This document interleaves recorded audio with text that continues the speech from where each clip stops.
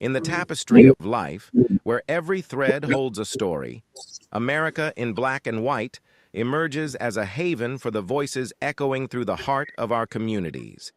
In this podcast, we wade through the rivers of our collective experiences, celebrating the vibrant hues of change brought forth by the whispers of hope and the roars of action.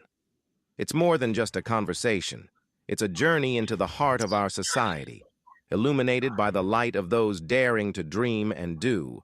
Join us, and let your voice be the melody that guides us toward a dawn where every color finds its place in the masterpiece of our shared destiny. Together, let's paint a future brimming with the positives that dwell in our minds and the actions that shape our world. There is something about a quiet stage that tells you the truth. Tonight, there is no guest besides me. There is no one scheduled to walk through that door. And you know what? That is not a loss, that is a calling. Because tonight, the story that needs to be told is too urgent, too sacred, and too long overdue to wait on anyone else.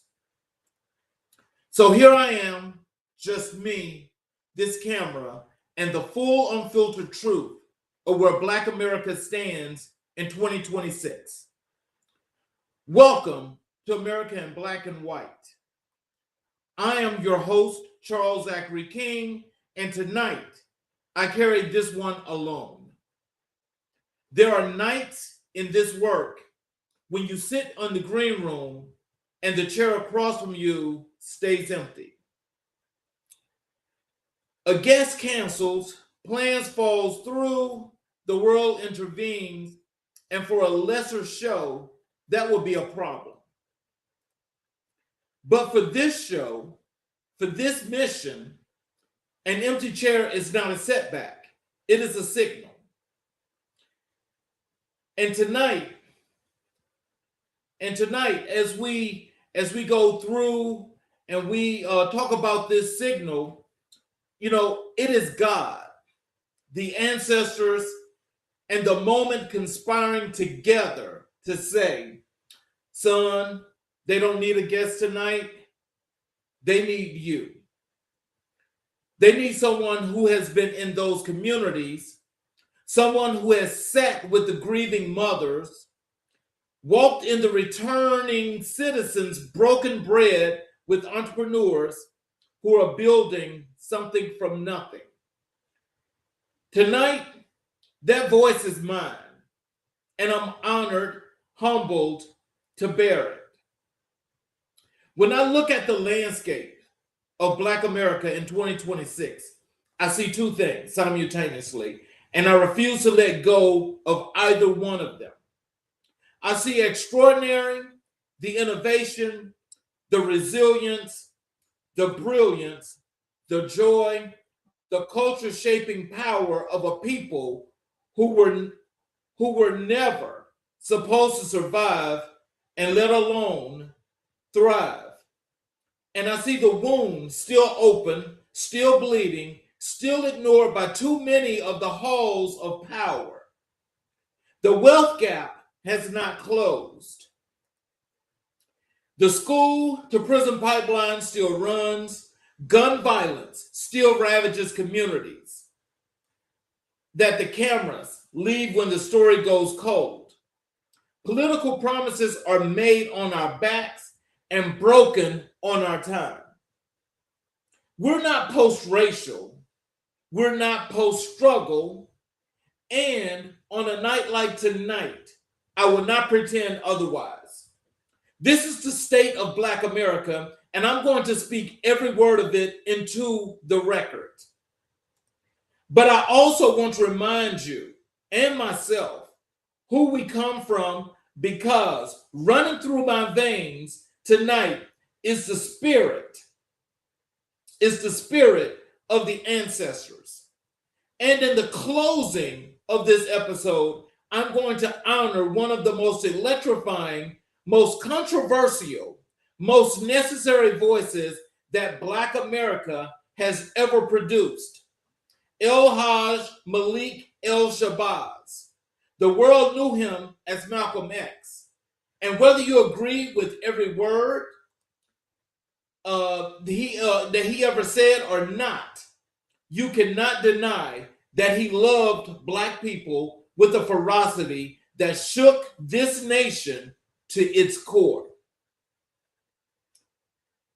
Tonight, his legacy is the foundation on which we close, because a man who died fighting for our dignity deserves to be remembered, not in a whisper, but in a roar. So this is the episode I was born to make. Not because a guest fell through, but because sometimes the preacher has to stop waiting for the choir and simply open his mouth. Tonight, the state of Black America will be named, analyzed, mourned, celebrated, and challenged right here in front of God and everybody. This is America in Black and White, Season 4, Episode 109, and I am Charles Zachary King. Let's go to work. I want to thank each and every individual that's here, that's watching. I appreciate you all so much, and I'm glad that those that have been with us from the beginning up to this point. I appreciate you more than you can ever imagine. So as we get into this, I want you guys to take the time to please make sure that not only you're listening, but I would appreciate it if you all will, if there's any commentary or anything you'd like to say to me, please put it in the comments and we'll go from there. So let me begin where the foundation lives, in the economy. In the economy. That's first and foremost.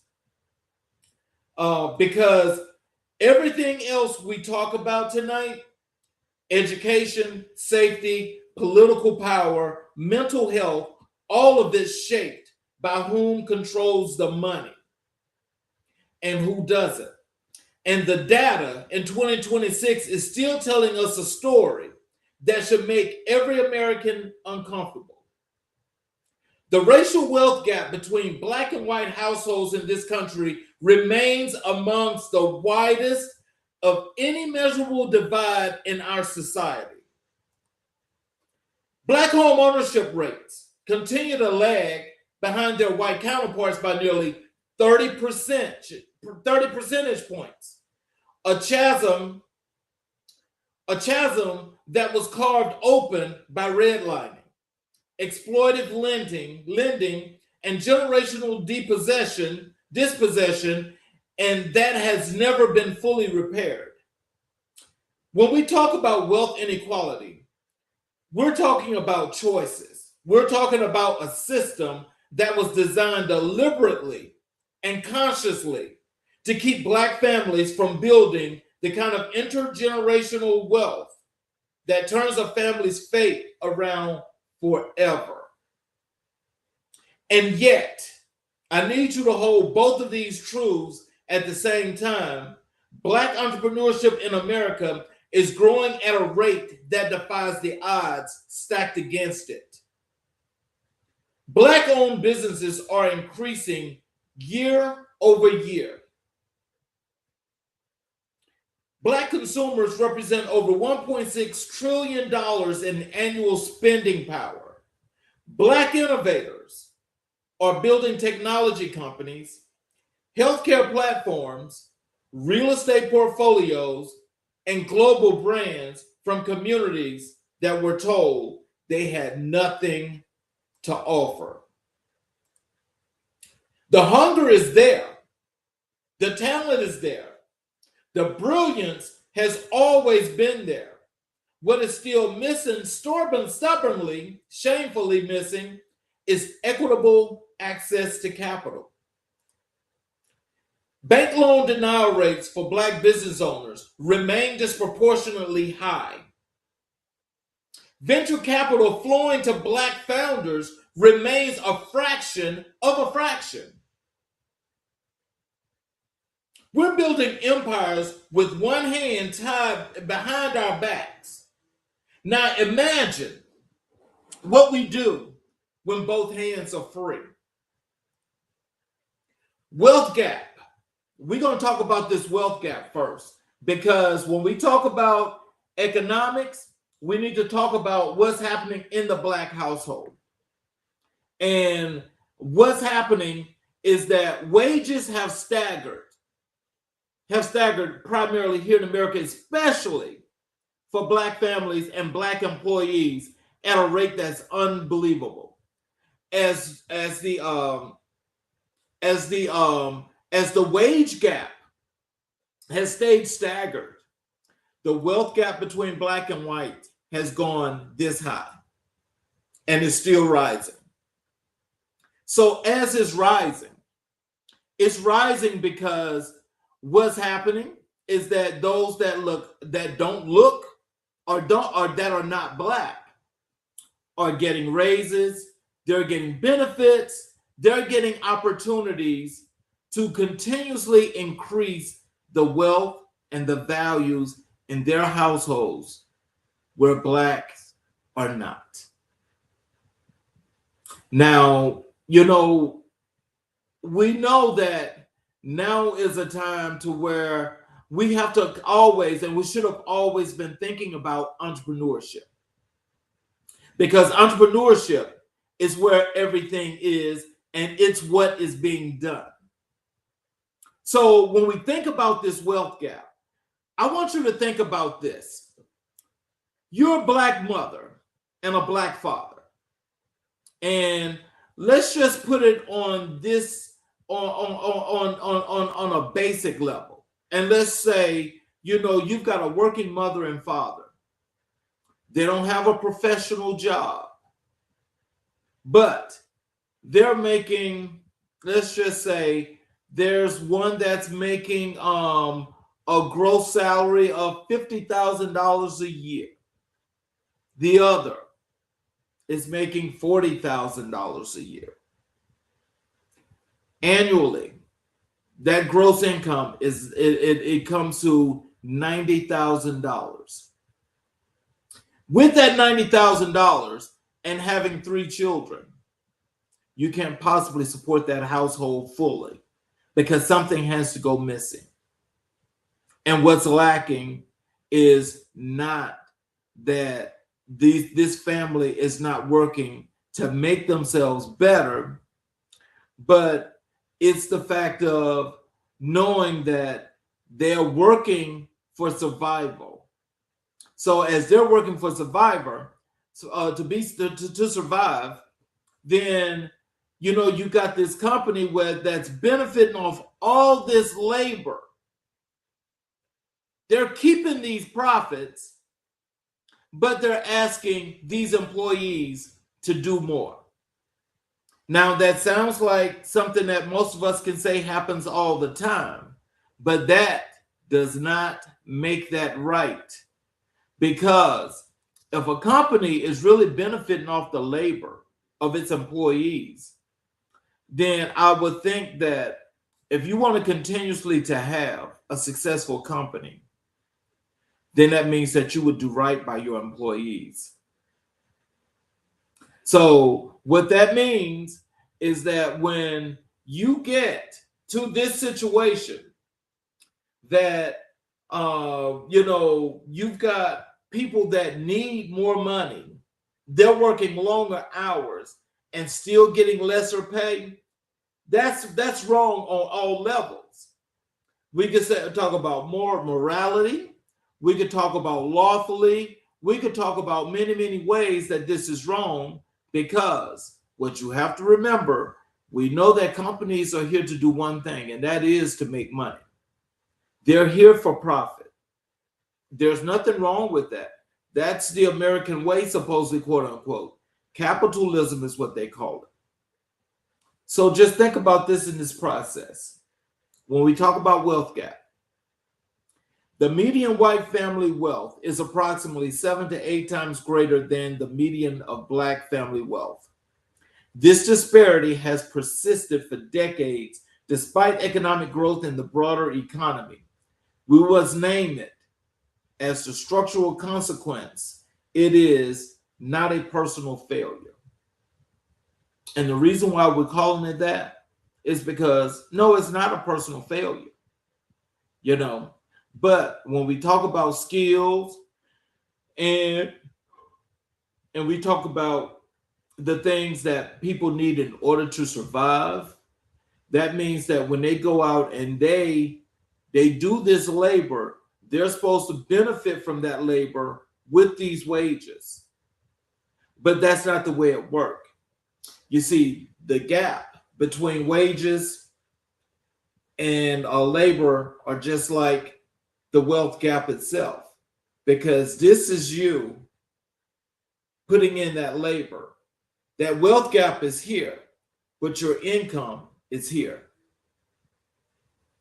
So with that, how dare you think that you're going to get ahead, because you're not. You're not. This is why I mentioned in this opening dialogue about entrepreneurship, because Black entrepreneurship is up astronomically. And, you know, they're always talking about pulling yourself up by your bootstraps, right? Excuse me. So if you pull yourself up by your bootstraps, then what that means is when you go out and you create your own lane, you don't have to worry about that. But when you're going out and you create your own lane, what you're going to have to do is you got to remember that if you're going to go out there, you're going to step out on that faith, because you know what you're capable of, you know what your value is, you know what you bring to the table. Just when you do that, you got to be mindful of a few things. That main thing is this: nobody knows everything. Just make sure that there are reliable sources to help you to continue to move forward in that path. Excuse me. And so the thing is, when we talk about this wealth gap, you know, this is very important, because most parents can't afford to, Black parents can't afford to send children to college.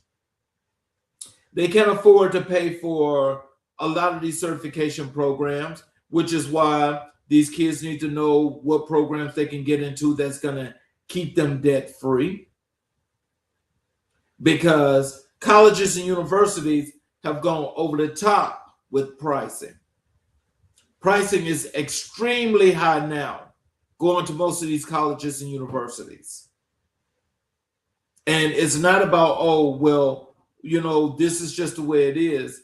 This is what they're doing because they're making more money off of you than you can ever imagine. Which for some, they say, college is just not worth doing. And in most cases, they're right. The next thing we're going to talk about is home ownership. Home ownership in Black America is down. That's right, it's down. And we know it's going to be down at about right now anyway, because of interest rates. Interest rates are so high that even if you've got good credit, you're still paying more than usual for a down payment or whatever goes with the essentials of closing on your deal.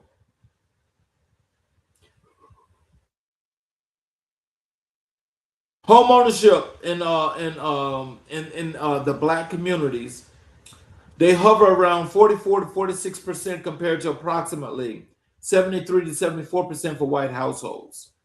Home ownership is America's primary wealth building engine.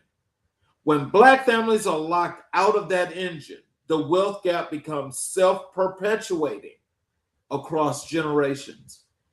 That means that if your parents can start it out to create assets in a real estate portfolio, then that means that 9 times out of 10, you, the person, the child, or the person that's going to receive that benefit as your parents phase out, there's nothing there. There's nothing there.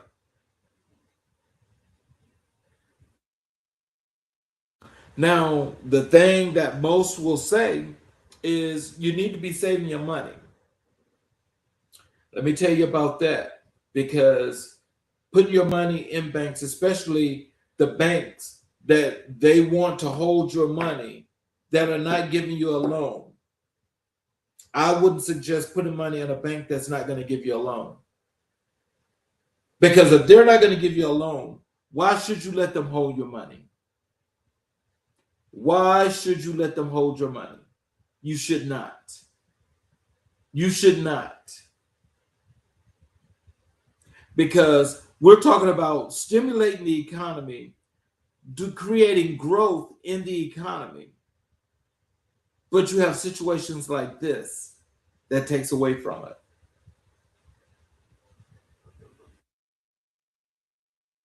I'm going to say to you, and I mean this, is that, the state of Black America right now at this point, where we've got this serious problem with the wealth gap, we've got this serious issue here with home ownership.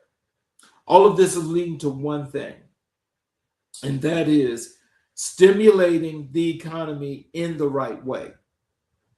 And we'll get further into this, because I just want to put these pressure points out here in the beginning, because you need to understand also that if this economy was working for you, we wouldn't be having this issue, nor would we be having this discussion. We would not be having it. But it's very important that we have this, because our communities do matter. Our communities do matter, and we have to make it work. We have to unify, and we have to take that $1.6 trillion spending power that we have. We've got to take that, and we've got to invest that in our communities. That would help to create this gap, fill this gap when it comes to home ownership, and giving people the opportunity and giving them the chance to learn not just about financial literacy, but how to create these portfolios with real estate assets that are going to be on the continuing growth trajectory. Because that's what we need to be doing. That is what we need to be doing. We need to unify over these kind of situations, because we have to make it better. Nobody else is coming to do it. We have to make it better. We've got to get away from folk trying to create distractions that they're throwing not just within our communities, but with different individuals that are causing serious uproars that are holding us back. They're holding us back. So I want to talk next about the real engine, the thing that's really putting the fuel into the fire, and that is Black entrepreneurship. Black entrepreneurship is like at a rate that you would just not believe. Black-owned businesses have shown resilience and growth, but access to SBA loans, venture capital, and angel investment remains disproportionately inequitable. Black founders receive less than 2% of venture capital funding annually, a number that should shock every person in this country. So now you got venture capitalists out here that are investing money into all these new businesses, but they are not doing it with Black businesses or Black owners, Black entrepreneurs. Ask yourself this question: why is that? Do you think it's got anything to do with the political climate today? Because what's happening right now is that, it seems like this is what it looks like. And so if anyone begs to differ, you can tell me something better, I would appreciate it. But what it looks like to me is that as long as there's the keep away from Black people, despite what you do, what industry you're in, and you're keeping the money away, you're keeping away the growth. You're keeping away the generational wealth. You're keeping those opportunities away because of whatever.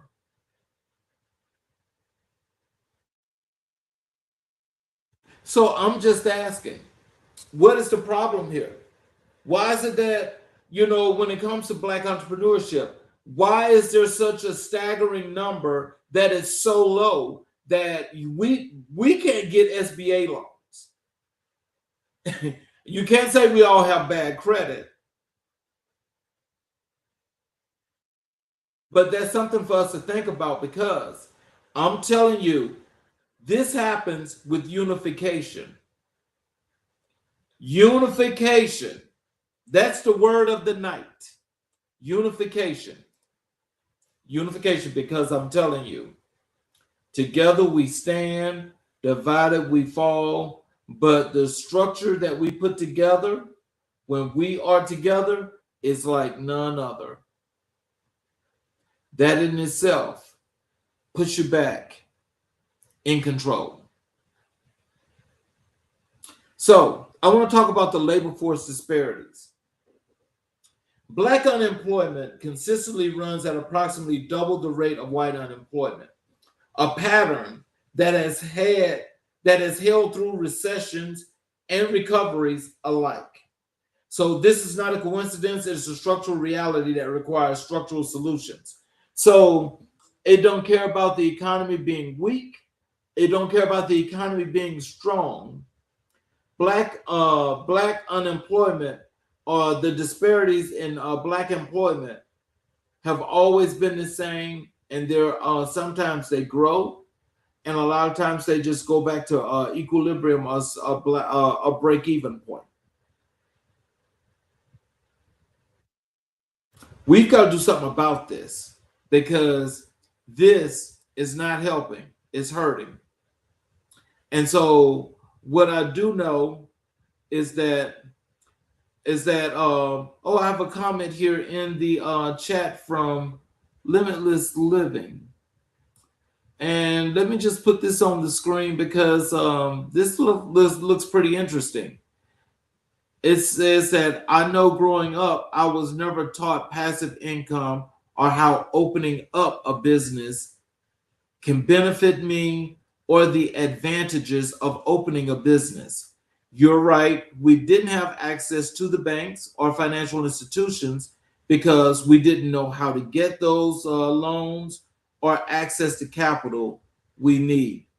Well, I'm going to say this to you, Limitless Living. To some extent, that is true. But, what holds true now is that shouldn't be, because as these loans are out there and people are having access to capital, it's still in the Black community, the access to capital is little to none. That's the issue there. And and as you so rightly put it, a lot of us don't understand and didn't understand what it was like to build a business and to go and take out a business loan. A lot of us did not, but an enormous amount of us do now. And the same issue is still here. Now, as we were talking about the labor force and the labor disparities are even worse. Because why does Black unemployment always consistently rise to the top and nobody else? That's a problem. And we've got to figure out how to solve that.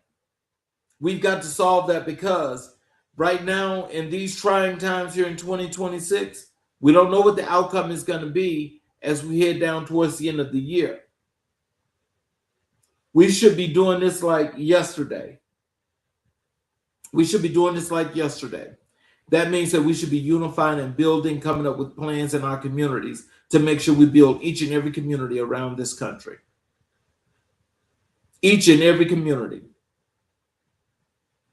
For me, that's disparaging. It's disappointing because there's a few of us that are actually trying this, trying to get out and trying to motivate and inspire to get people in our communities get out and do what they need to do. But a lot of people are just not listening.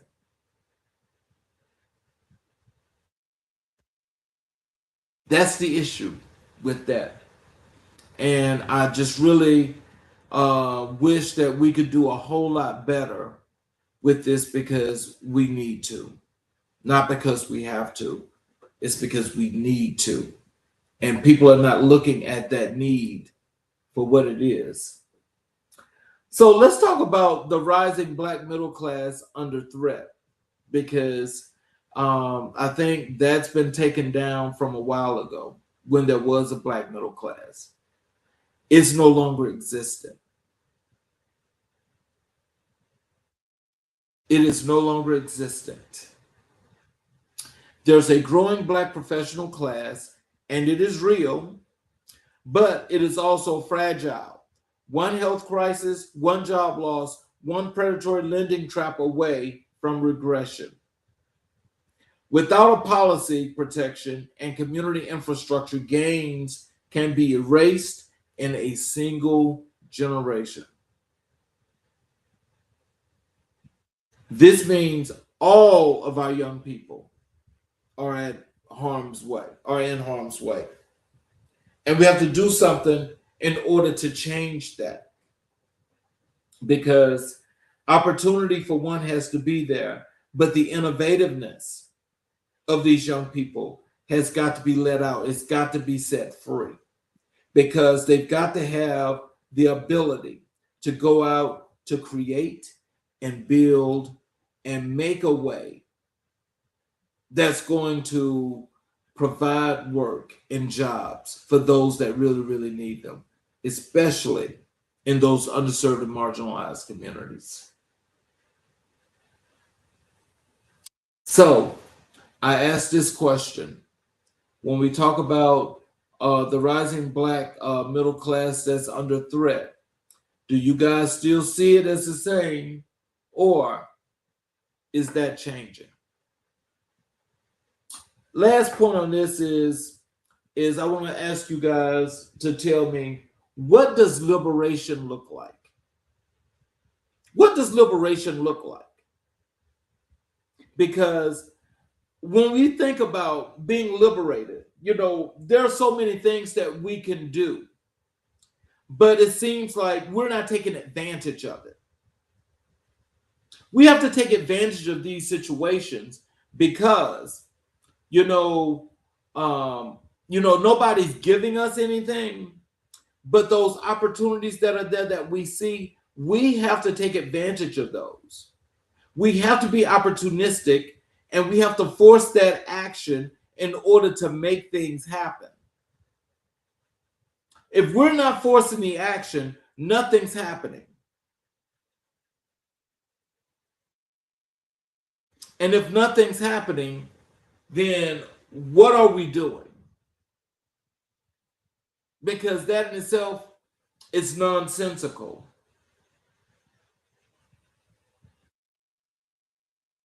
So when we talk about what liberation really looks like, economic liberation for Black America looks like community ownership, not just individual success. It looks like Black banks, Black investment funds, cooperative economics, and circulating dollars within Black communities before sending them out.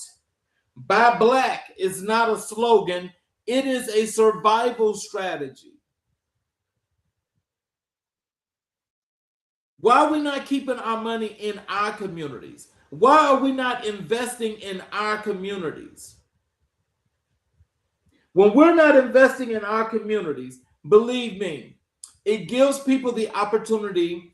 These local, county, and state governments and federal governments, they come in and they just gentrify our communities. take what they want. Take what they want at will. And when they take what they want, there's nothing stopping them because now it's too late. It's too late to stop them because they've already started it. And they've already started because nobody actually went down to see what the plans were for the city. But it's always a true fact to know this. Wherever there are Black communities, that property has got some real serious value to it, and it's always taken.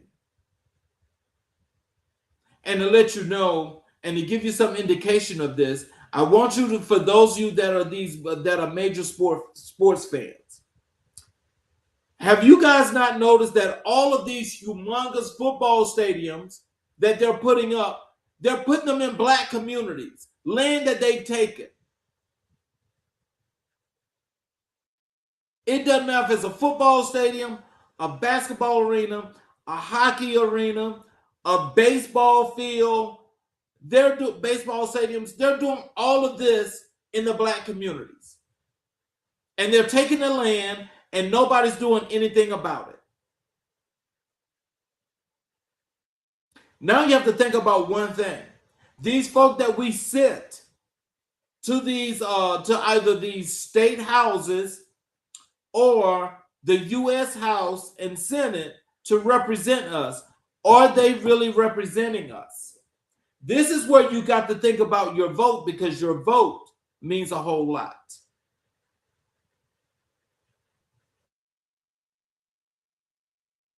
Somebody's got to know that we're not doing our due diligence. And who cares about some athlete that's got millions of dollars, or they signed these millions of dollar contracts? They have those contracts. Those contracts are for them. They're not coming back to invest in a community. They're not investing in a community. But you're taking your money and you're supporting what they're doing.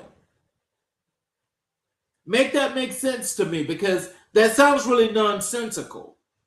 And what's the nonsensical part about that is that they know this, but they also know they've got so much good marketing that's putting them out that they know that exploiting you and taking your dollars is what it's all about.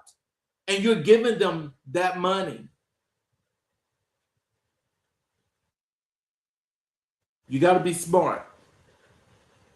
And I'm going to tell you this. As we understand from an economical perspective, that everything that's about being Black in America is trending against us when it comes to economics. And it's trending against us because there are too many folk, or there are too many of us that are thinking about an individual situation instead of a community situation. Nobody's thinking about building. Because if you thought about building, you would not let these damn people come into your community where you see folk running around now pushing strollers and running through your community, and you're looking like, well, where the hell did they come from? That's the beginning of the end, because that means that the gentrification is already in full throttle mode, which means that eventually in a 5-year period, you're going to be kicked out of your own community, because property taxes are going to go up, where you got all these fraudulent state governments that are doing anything and everything that's necessary to remove Black people from their communities. But then you also have people from Black communities that supposed to, quote unquote, say they've made it, that are talking against the Black community itself. Why are y'all afraid to call that out? Call it out, because it's serious and it's real. And we're in 2026, and you see what is actually happening right now this year,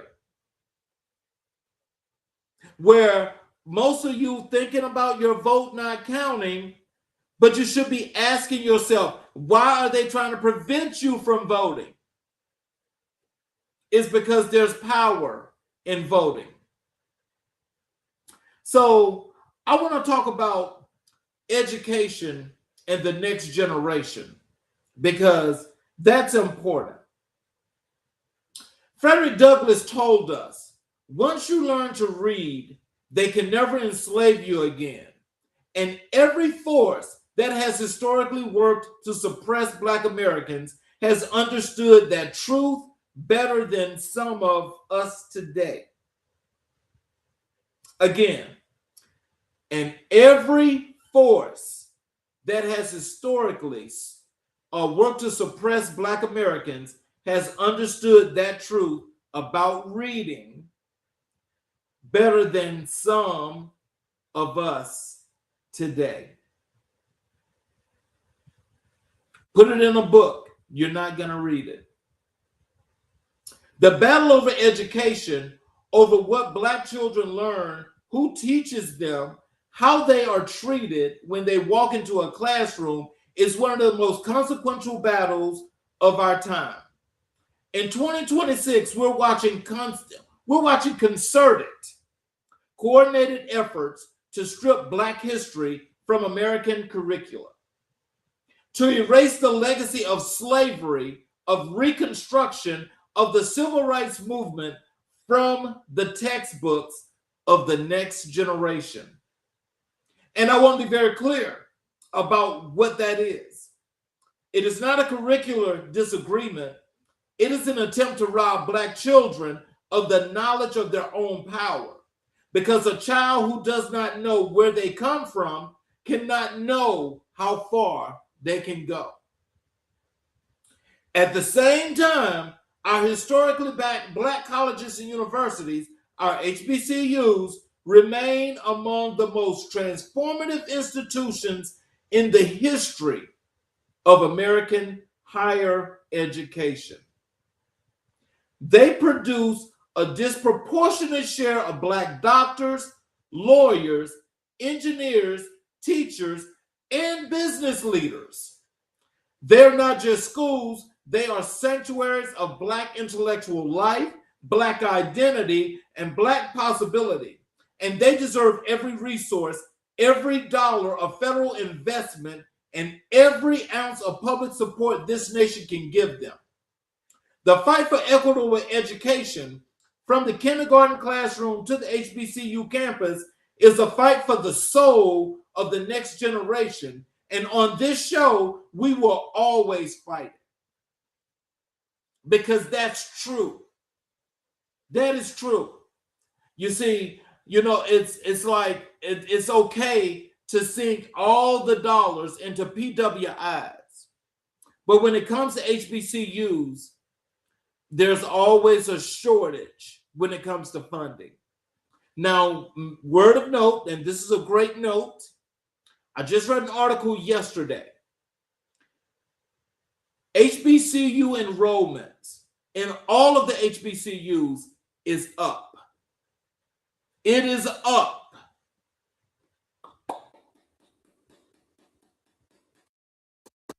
Yes. But what you also need to know is that at Harvard, Yale, and Penn, enrollment is down. I want you to let that sink in. It's down.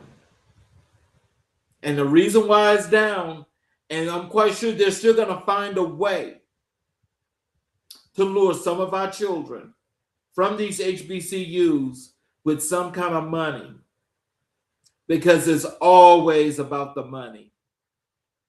It's always about the money. We did a docu-series on changing trends and times when, that story that, the campaign of the NAACP about boycotting the SEC, the Big Ten, and these other major college football conferences. Our kids should be going to HBCUs. That's where they should be going. That's their rightful place. Because when people come and watch college football, they come to watch those young black boys that come from these underserved and marginalized communities. That's who they come to watch.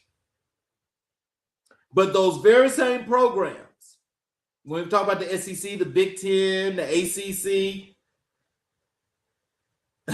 the Big 12, they have not one time went to their state legislators to say anything about voting rights. They give less than a damn about the voting rights, because as long as they're building these 100,000 seat stadiums, they're building 100,000 seat stadiums. NIL deals are what they are, but the NIL deals are so good at the SEC and the Big Ten that they're proposing to pull away from the rest of college football and do their own thing. And that's what taking these young boys from these underserved and marginalized communities and say, hey, come play college football here. We got some money for you. You get some money, but you can't vote. Does that sound right? I mean, that's illogical. And that's about as nonsensical as it gets. How in the hell are you going to go because you say you want to get this money? So they're going to give you $3 million. That's your NIL deal. They give you $3 million. But you can't vote. Think about that. You can go and play college football and you can go to HBCU and you'll definitely go to the NFL. You'll definitely go to the NFL. Because as you go, they go. You don't need to go to a PWI. That's a lie about you need to go to Alabama. You need to go to Ole Miss. You need to go to Texas. You need to go to Auburn. You need to go to Arkansas. You need to go to Tennessee, Kentucky, Florida, Georgia. No, you don't need that. Go to the HBCU. Them same dollars going to follow you there. Them same dollars are going to follow you there. Don't go to those schools, because if they're not going to stand up for you, why are you letting them benefit off you? It does not make sense. And so many people are putting so much emphasis on money. Everything now is about money. If it's about money in that case, then I would say you hold the power. So if you hold the power, why are you not using it? Because they're not getting those dollars if you're not there. Go to an HBCU. Their enrollments are up, thank God, and I was glad to read that article. As a matter of fact, there's going to be more of a posting on that, because that's a really good thing to hear. And so when it's by the numbers, that's what makes it even better. So as we get into this educational part of this, we're going to first talk about the K-12 disparities. Schools in majority black zip codes are chronically underfunded compared to predominantly white districts. The disparity is per pupil spending. It's not a mystery. It is a choice. Property tax-based school funding is a structural inequity that must be reformed at the state and federal levels. So I want you to understand that. So if you're living in a predominantly white area, white zip code, and you're living in a predominantly black zip code, all of your tax dollars, the majority of your tax dollars, are being shifted from where you are to there. Plain and simple. Your tax dollars are being shifted from where you are to here. You need to raise a stink about that at your city council meetings. Go to the city council meetings and demand them that they show you the reports as to why it is that when they talk about property tax-based school systems, why your tax dollars cannot stay in your area to fund that school where you are. Hold their feet to the fire. because it is just unbelievable here in the 21st century that the books that what they call go into failing schools, the ones that they intentionally made a failing school. And they make you talk about that failing school instead of doing what's necessary to fix it. And so how do they do that?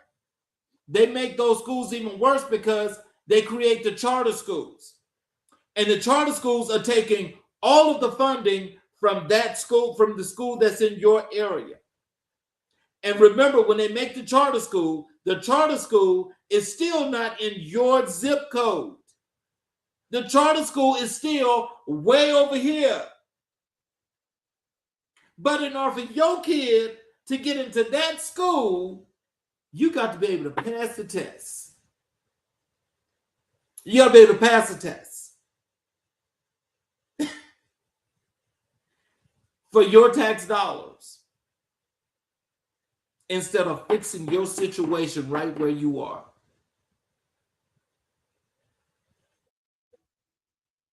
These folk will never ever change. Stop saying that it's going to get better and that you have friends here and there, because your friends here and there are not doing it for you. You guys need to unite. Unite. We all have to unite. We have to build our community coalitions, and we need to connect them throughout this whole entire country. And we need to be on one accord with one plan that's going to work for everyone. And everyone must follow that plan. Everyone.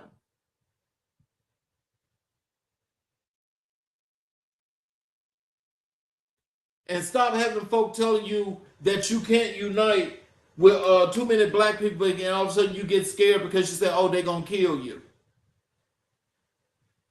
Really? I don't know. I'm really disappointed. You know, I'm really hurt that we've got so many people that are still not doing what they need to do in order to help in building our communities. Because we're about building our communities. And education and our kids for the next generation means more than anything. They are the real state of Black America. And if they're losing, then we've already lost. We can't have that. We've got to set this new standard, this real standard, a concrete standard that's going to build the education system for our kids to go forever and ever and ever and ever. That is the purpose of this ecosystem, is because as we do our history and our history is archived, believe me, that's going nowhere but here. Nobody else has access to that. They cannot change this history.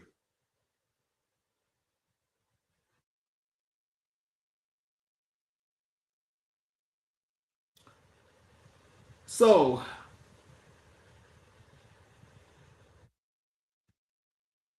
I can tell you this. I know that there's a lot of folk that might not agree with what's being talked about. You might not agree, but the truth is just the truth. And instead of coming up with an excuse, come up with a solution, because we need to be solution based. We need to be solution based. So the school to prison pipeline. Black students are suspended and expelled at rates disproportionate to their share of student population. Zero tolerance policies that criminalize normal adolescence behavior have funneled generations of Black youth into the juvenile and criminal justice system. Dismantling the pipeline requires restorative justice practices, counselors over cops, and community-based discipline models. This is what we need to be talking about.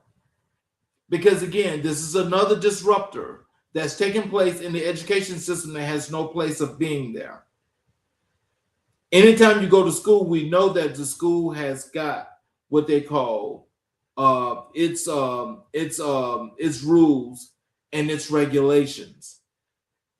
But in that process, you don't actually have a focal and a moray where you enforce more of the rules and laws against one than you do the other. Because that right there in itself shows the inequities of the system. So again, there's more work that needs to be done. And as we talk about restorative justice is definitely what needs to happen. But as it happens, let me just tell you this. You know, it may be a tough thing, but if it's worth doing and there's results there, then that means it's worth having. So this is where we all, again, and I call it we, that's where unification comes in. There's no need to be afraid of what's real, because what's real is going to be. And if we continue to sit back and say, okay, well, this is how that works, well, we're just not going to worry about it, then it only brings up more and more problems. Because there ain't nothing that says that you have to sit back and you have to let all of this rule you and control you and have you saying that you're just not going to worry about this and it's just going to work itself out. That's crazy talk. That's crazy talk. Because that's not even the way life works.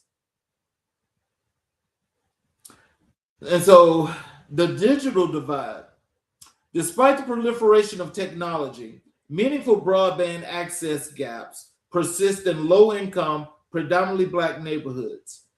In an area when quality education increasingly requires a reliable internet connection and a device, digital inequity is educational inequity, full stop. Plain and simple. Kids need a computer, they need strong internet. In those Black communities, low-income Black communities, there's a broadband issue. The fiber optics are not as good, or they're not actually getting through. The kids don't even have a device most of the time.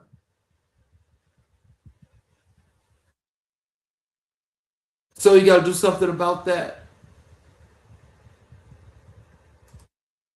I really wish that this could be, that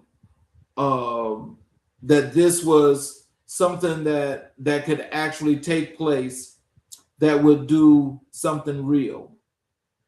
What I do think is that when we have folk that refuse to understand what the truth is and don't want to hear the truth, that means that there's shame within you.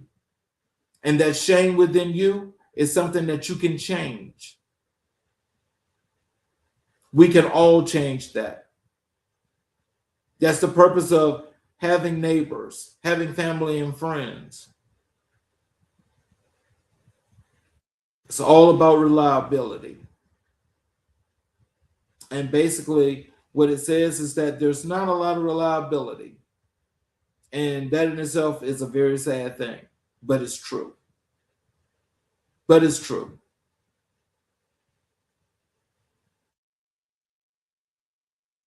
But it's true. And as we look again, I just hope and I always remain optimistic. I hope that as you go into, by the end of this year, that there is a change. I'm hoping and praying that there is a change. Because right now, I doubt very seriously the trajectory of where this country is going right now, that if it continues by the end of this year, if it's sustainable. It's already bad enough that the GDP is less than what the debt is. So that's telling you right there, that's a very deep problem. Black teachers matter. Research consistently shows that Black students who have at least one Black teacher are more likely to graduate and pursue higher education. Recruiting, retaining, and valuing Black educators is not just a diversity initiative. It is a proven evidence-based intervention. We must fight for it as though lives depend on it, because they do. And that's factual. They do. So we've got to do our part for that. And how we do that part? Again, we work together. We're going to have to work together.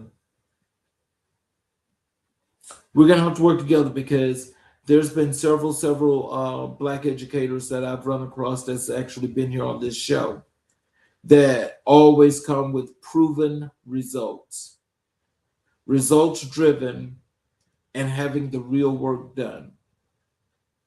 Kudos to those teachers, because I really believe that as they go, our students go.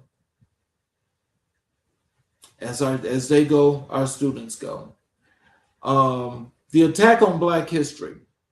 The coordinated legislative effort to ban the teaching of critical race theory, the 1619 Project, and comprehensive African American history is an assault on truth. You cannot understand America without understanding the full story of Black America. The horror, the resistance, the triumph, and the ongoing struggle. Sanitized history produces citizens unprepared to build a just society.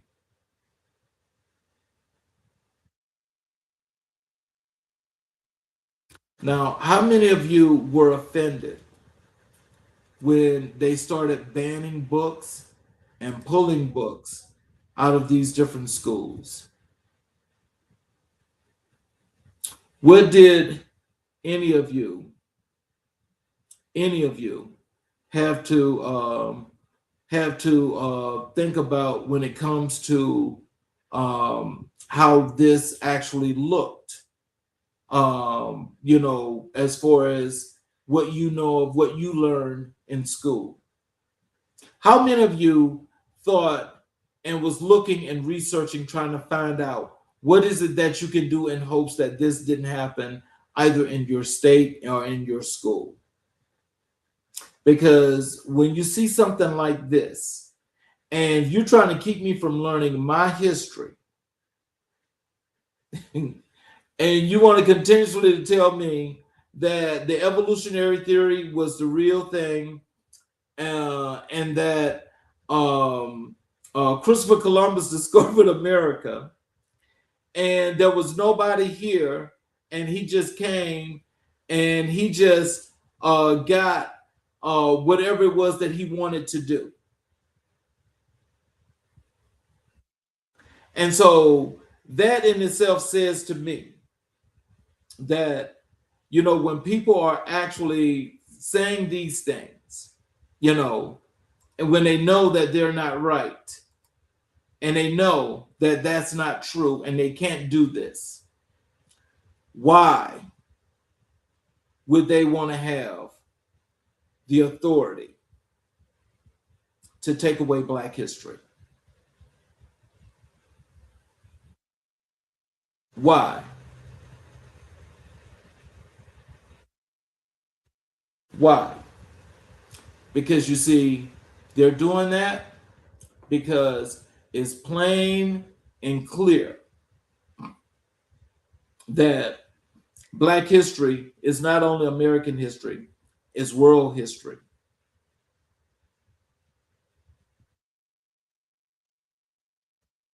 It's how you get here. It's how they got here. But banning books and changing the curriculum to take away everything that talks about Black history, I don't agree with that. None of us should, but it's true. This is the real truth. You all know that. So if you know that, then what do you do? What do you do? Do you come up with a system that maybe you can homeschool your child and you teach your child yourself? Or do you continuously let them go to a school that they're going to continue to take resources away from and make it a fail-safe system that they're happy with?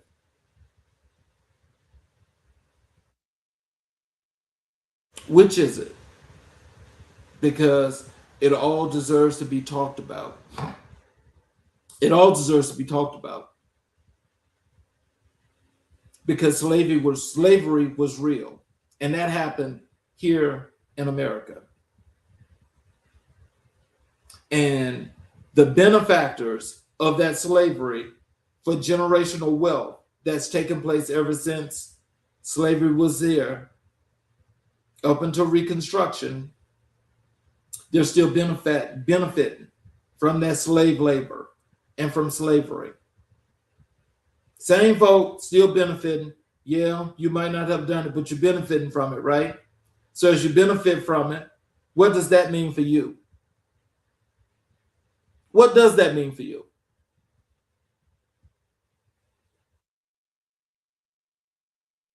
Because I doubt very seriously most of you that are benefiting from that are going to actually be honest enough to say that this was wrong.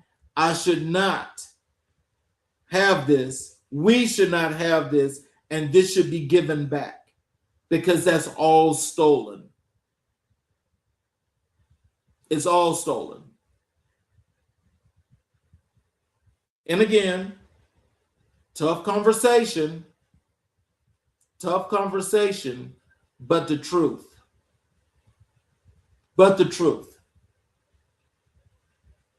This is nothing but the truth. And I'm sorry if it hurts a lot of people, but it shouldn't hurt. What it should do is it should awaken your senses and your mind to say, we need to do something about this because this is wrong. But it starts at the very, very top. At the very, very top. And it flows down. So all of this learned behavior is just on a continuum. And this is what it gets us.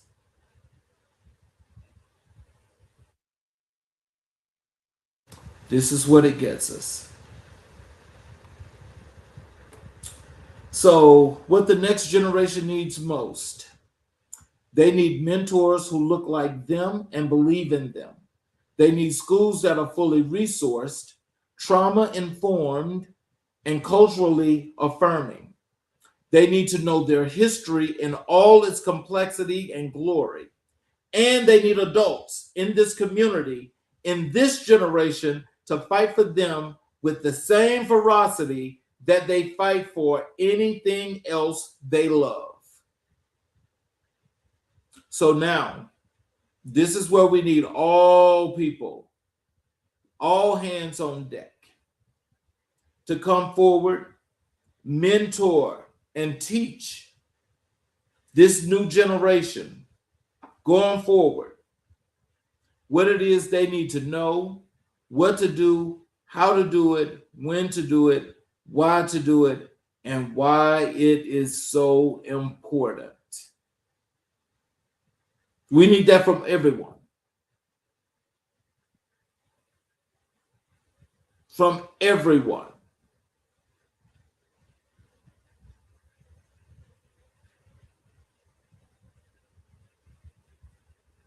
So, let's say we work on that and we make that happen. Can we do that? So, now we're going to talk about violence, safety, and community survival, because our communities have faced a lot of violence, they're unsafe, and the survival is definitely not been one of the highest parts of what's happening there. This is the part of the conversation that breaks my heart and steals my resolve at the same time. Because when we talk about violence in Black communities, we're not talking about statistics. We're talking about sons and daughters who did not come home. We're talking about mothers who have buried children they dreamed about since before they were born. We're talking about neighborhoods. We're talking about the sound of gunfire has become so ordinary that children no longer flinch. And that normalization itself is a form of trauma that will echo for generations. Community violence is a public health crisis, not a cultural one, not a moral one, a public health crisis rooted in concentrated poverty, disinvestment trauma, and the absence of the kinds of opportunity and support systems that make violence less likely to take root. This is the other truth, the one I want to lift. I want to lift up tonight with just as much force. The community is not waiting. All across Black America, there are men and women doing the hardest work imaginable, walking into the most dangerous corners, putting themselves between gunmen and bystanders, sitting with grieving families, mentoring the young men who the system has already written off, violence interrupters, credible messengers, community healers. These are the heroes of our time, not the ones on the news after something goes wrong. The ones show up every single day to prevent it. Tonight on this platform, those people deserve to be seen, celebrated, and funded because they are holding the line in ways that no government program could fully replicate. And that's because if it's all necessary, is to create violence and stir up violence in Black communities has always been that. And so creating that violence and making it be the same thing over and over again makes it cyclical, but it also puts it to the point that this is never ending. It's never ending because we're not there doing our full due diligence. No matter what community we live in, all communities have to be safe. We have to make our community safe.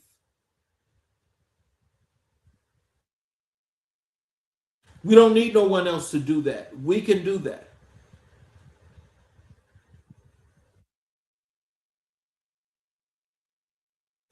So, in saying that, community violence is a public health crisis. The Centers for Disease Control and Prevention classifies community violence as a public health issue requiring public health solutions. Prevention, early intervention, treatment, and long-term recovery. Policing alone has never solved violence. It never will. Investment in community infrastructure is the medicine. So, with that being said, and knowing that there's a lack of resources and there's mass confusion all over the place, and people are just doing different things in a lot of our communities. How should we work on making this a better place, making things a whole lot safer for people in all of our communities? What are we going to do? What are we going to do? We've got to do something about this because the violence is just overwhelming. It is overwhelming. And so as it's overwhelming, it's causing problems for everybody.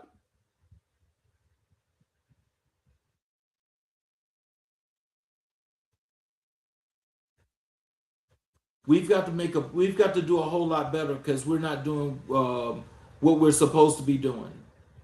We're not giving our people an opportunity to survive and to live happy, thriving lives like they all deserve. Nobody deserves to lose a life. Nobody deserves to be tormented. Nobody deserves to be tortured. We've got to change this.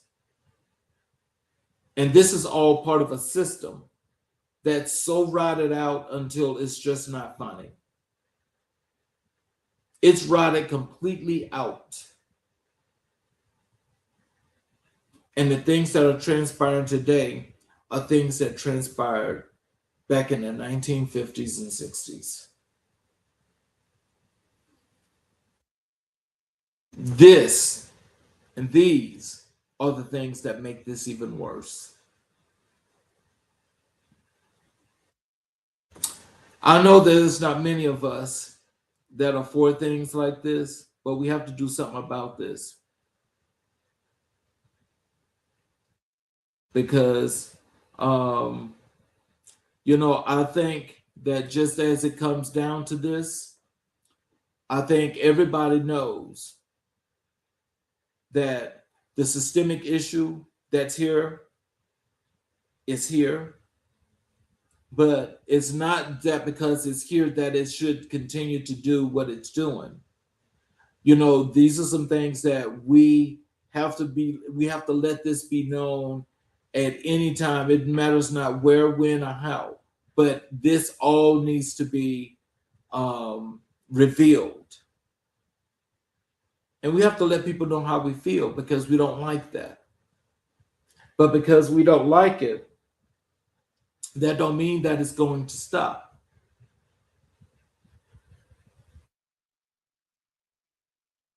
But we have to do what we need to do. So my thing is, as this is going on,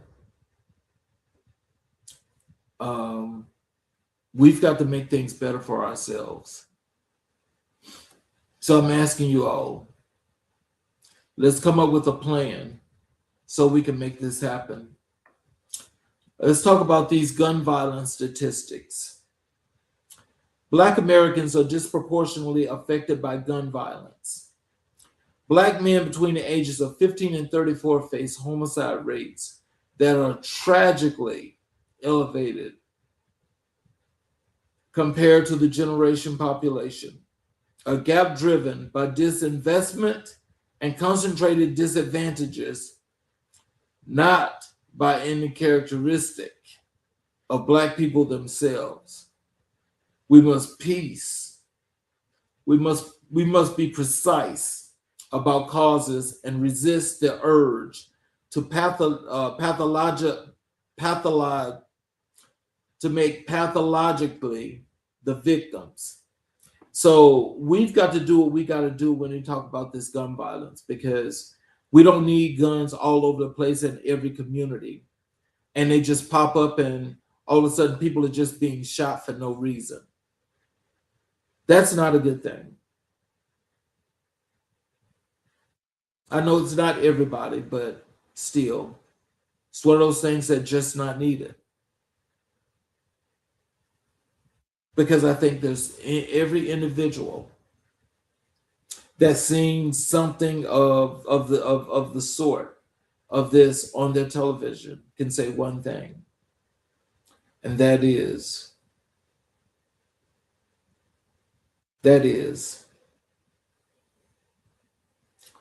this was a great person, and it's too sad and too bad that they lost their lives.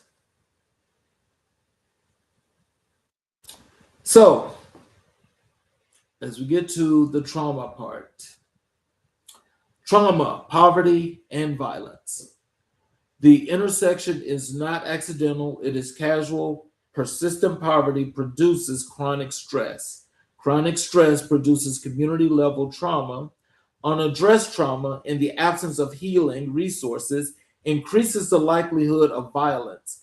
Break one link in that chain with jobs, with housing, with counseling, with mentorship, and the entire chain weakens.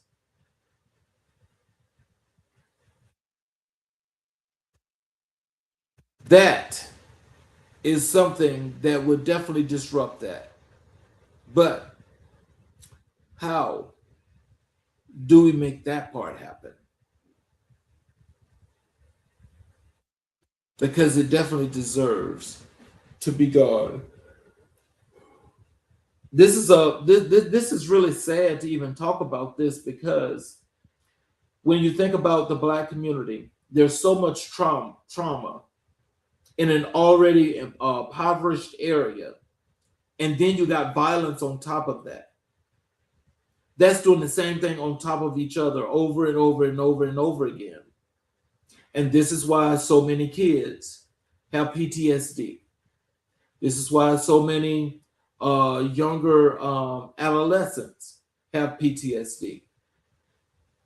It's because you never know what's going to happen. You just never know.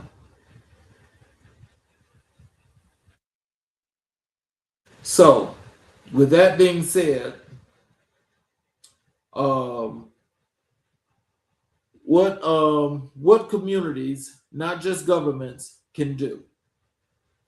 Communities cannot wait for government to solve what government has, in many cases, helped create. Block clubs, peace walks, community fridges, mentorship programs, faith-based outreach, youth employment initiatives. These are not supplements to real solutions. They are real solutions, and they work when they are resourced and respected.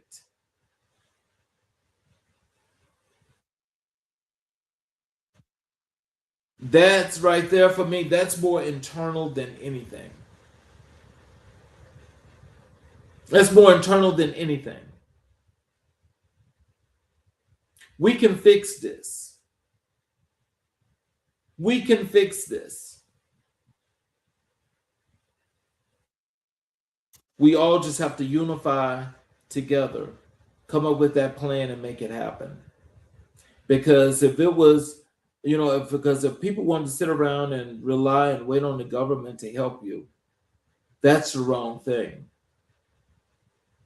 Because the government will just let you go ahead and kill yourself and take all the property.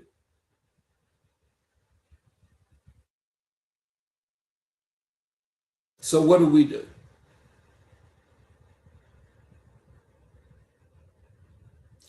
I think this right now is the time that we have to do all the things within our power that we can control, and that we have all of the main we got all of the necessary things in play to make this a right.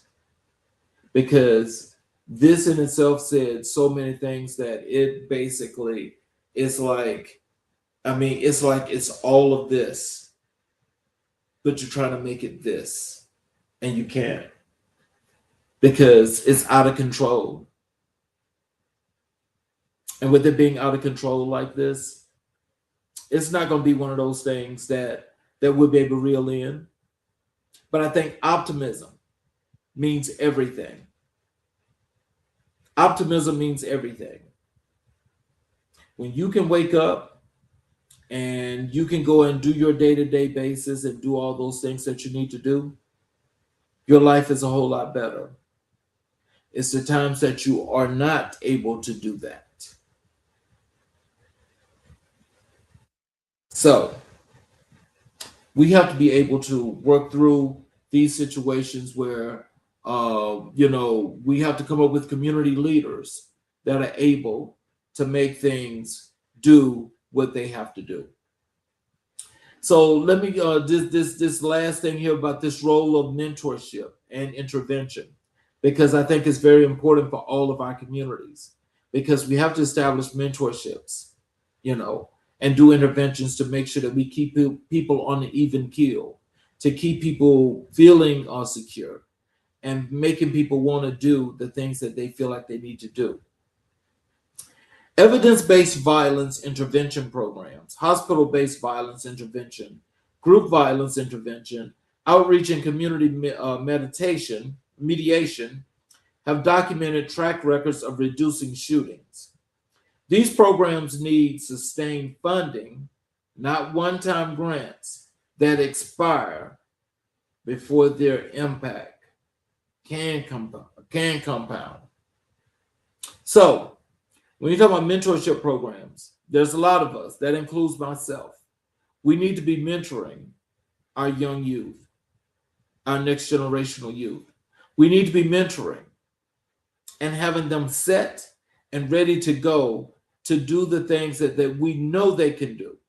We've got to be able to inspire these young people and motivate these people to do all the good things that we know they can do.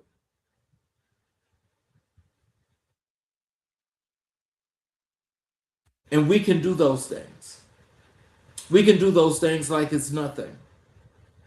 Because let me tell you, as you know, we put out different things.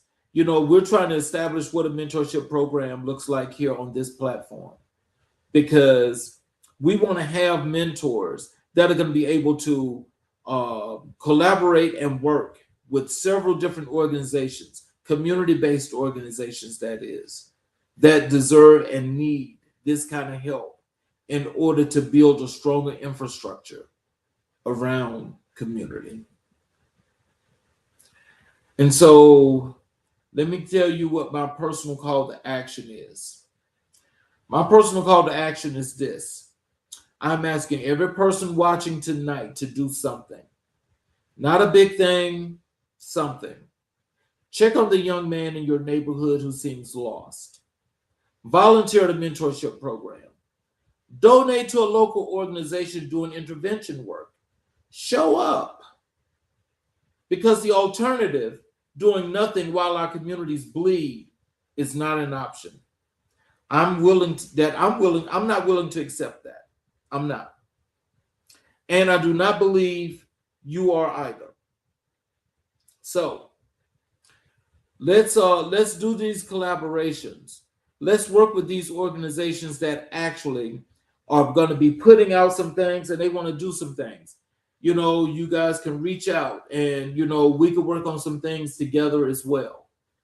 But we've got to come up with a plan that's going to do what's necessary to save our communities. We have to unify, because I want you to, if you think about those last few things, those last few points that I went through, those have to be heartbreaking when you just think about this, because it's the same thing that's being perpetuated, and it's being perpetuated because it's being considered as normalized status quo behavior. I don't agree with that. We've come too far and we're doing too many good things to continuously let the culture of what we bring to this world go down. We're creating too much in innovation and entrepreneurship to let everything go by the side and do nothing. Because things in our communities, if they're not changing, something's wrong. But the question I'm asking again, what are we going to do about it?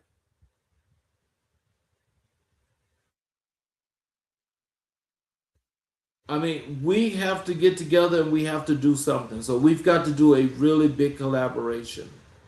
But we've got to come down with a real, and I mean a real,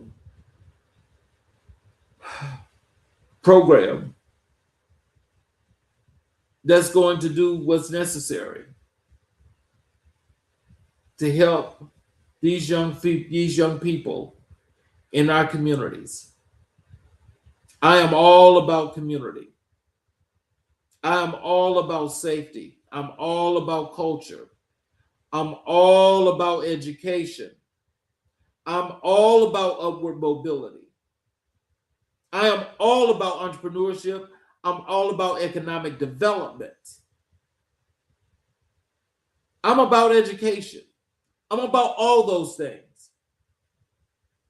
But don't unfairly make it a disproportionate situation that I can't learn or it's not accepted for what has happened or transpired to me, my community, and my people to go forward.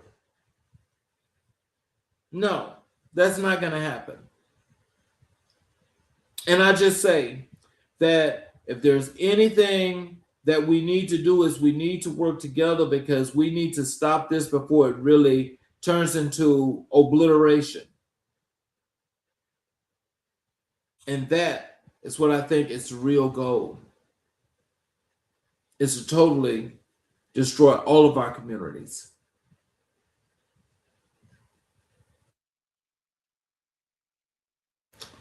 I'll tell you this. There's a whole lot more to cover, but I think I've said enough to light a fire, and I want to see it burn, because we can do what we need to do together. I'm here, I'm willing and able to work with anybody. So, till then, I'm going to say, I want you all to have a really, really great evening. Have a really great evening. And I will see you all tomorrow night for another great episode of America in Black and White. And I'm your host, Charles